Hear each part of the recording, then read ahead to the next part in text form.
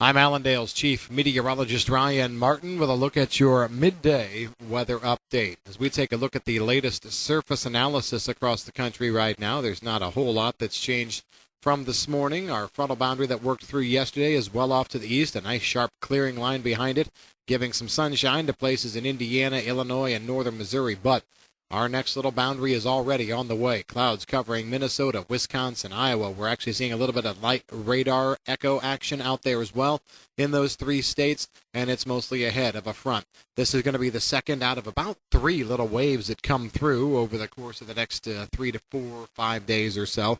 Each successive wave will bring in some colder temperatures. So we've seen temperatures bump a little bit, especially thanks to sunshine, ahead of this system, and we're going to be back on the chilly side as we go through the overnight tonight and into tomorrow. We'll see temperatures rally again, and then another push of colder air into the region as we go forward. So the latest to check as we see things right now show the timing looking like this. We'll see moisture overspread the rest of the Corn Belt likely as we go through the overnight tonight and into tomorrow.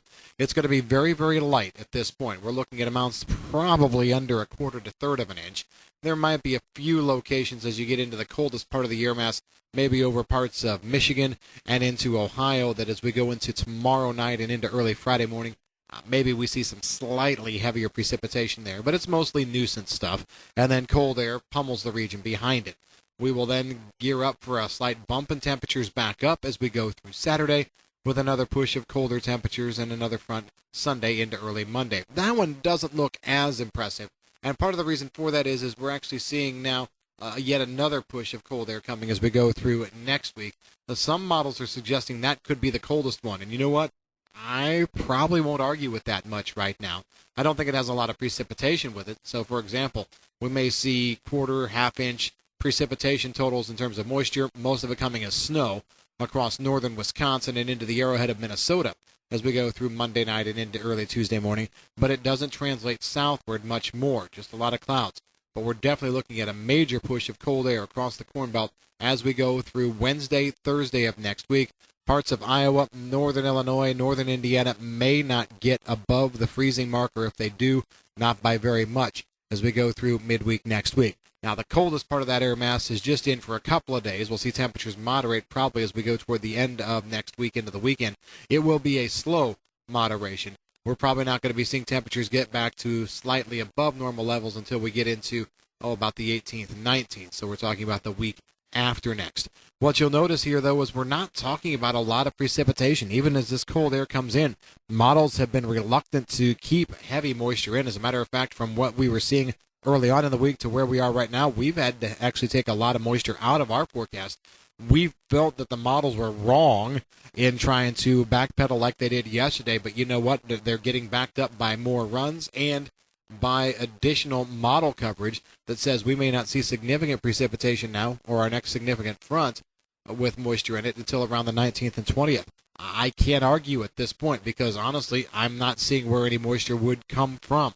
All of this cold air is coming in from the north. We're not really seeing any of the fronts tap into Gulf of Mexico moisture, so it looks like we're going to be definitely trending this forecast a little bit drier. But the cold air will be the key. I was just talking with a producer this morning, and he said, well, can we dry crops down still in the cold? Well, sure you can. You just kind of cut back on the available moisture or the evaporation potential during the day just because cold air can't hold near as much moisture as warm air. So you still dry. You're still going to be looking at net drying. It's just going to be in a colder air mass, so it moves slower. As we move into South America, no real changes here going forward either. I'm actually liking better rains in Brazil, especially in that central north area as we go through early next week and on through the rest of the forecast period. Between now and early next week, just kind of some scattered stuff around, especially in Mato Grosso. But I'm really liking coverage and amounts as we go through the rest of next week and into the week following.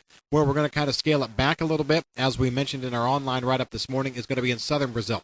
Rio Grande do Sul, Santa Catarina, and Paraná especially, looking to go just a little bit drier here as we go through the next week to week and a half. Now, there will be a good front that moves through there yet tomorrow, Friday, here as we finish out the week and move into the weekend. But then most of next week, we're going to be seeing lesser moisture amounts there.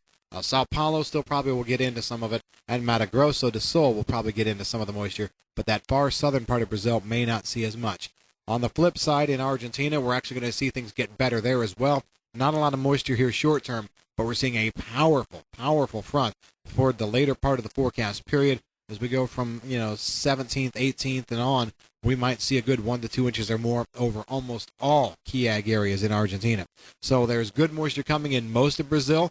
Temperatures are still a little on the warm side, but at this point, as long as moisture sticks around, we don't think temperatures are going to go on a runaway to the upside. That's what we've got in your forecast here at mid-session. If you've got any questions about the weather, give us a call at Allendale. I'm Chief Meteorologist Ryan Martin.